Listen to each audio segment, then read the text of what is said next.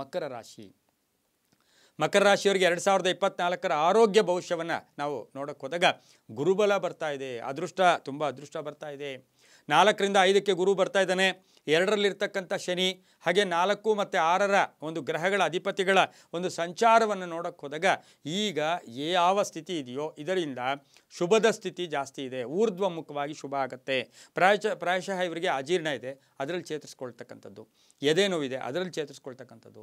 ಸಣ್ಣ ಪುಟ್ಟ ಕಾಲು ನೋವು, ಕೈ ನೋವು, ಎಲ್ಲೋ ಒಂದು ಕಡೆ ಬ್ಯಾಕ್ ಪೈನು, ಇವೆಲ್ಲರಲ್ಲೂ ಕೂಡ ಚೇತರಿಕೆ ಕಾಣ್ತಕ್ಕಂಥ ಸಾಧ್ಯತೆ ಈ ರಾಶಿಯವರಿಗೆ ಬಹುಮುಖ್ಯವಾಗಿ ಜಾಸ್ತಿ ಆಗ್ತಕ್ಕಂಥದ್ದು, ಶುಭ ಆಗ್ತಕ್ಕಂಥದ್ದು.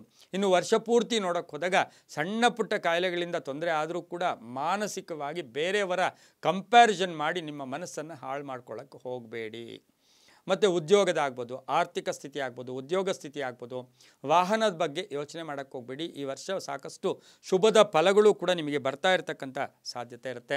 ಒಂಚೂರು ಆವಾಗವಾಗ ಯಾಕೋ ಕಣ್ಣು ಸುತ್ತದಂಗೆ ಆಗುತ್ತೆ, ಮೈಗ್ರೇನ್ ಬರ್ತಕ್ಕಂಥ ಸಾಧ್ಯತೆ, ಮತ್ತು ಸಾಧ್ಯದಷ್ಟು ಮೂಗಿನ ತೊಂದರೆ ಕೂಡ ಈ ರಾಶಿಯವರಿಗೆ ಸ್ವಲ್ಪ ಕಾಣಿಸ್ಕೊಳ್ತಕ್ಕಂಥ ಸಾಧ್ಯತೆ ಇರುತ್ತೆ.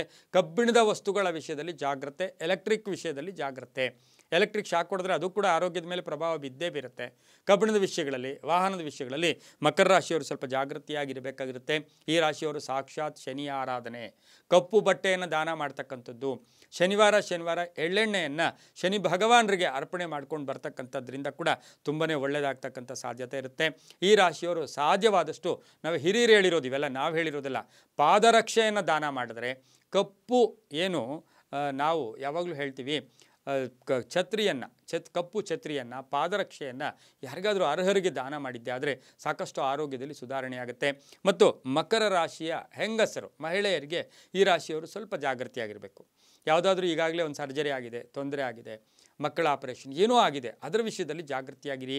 ದೇಹದಲ್ಲಿ ಹಳೆಯ ಕಾಯಿಲೆಯ ಬಗ್ಗೆ ಸ್ವಲ್ಪ ಜಾಗೃತಿಯಾಗಿ ಮಹಿಳೆಯರು ಇದ್ದಿದ್ದೆ ಆದರೆ ತುಂಬ ಒಳ್ಳೆಯದಾಗುತ್ತೆ. ಈ ರಾಶಿಯವರು ಶನಿಗೆ ಸಂತೃಪ್ತಿ ಪಡಿಸ್ಕೊಂಡಿದ್ದೆ ಆದರೆ ತುಂಬ ಒಳ್ಳೆಯದಾಗುತ್ತೆ.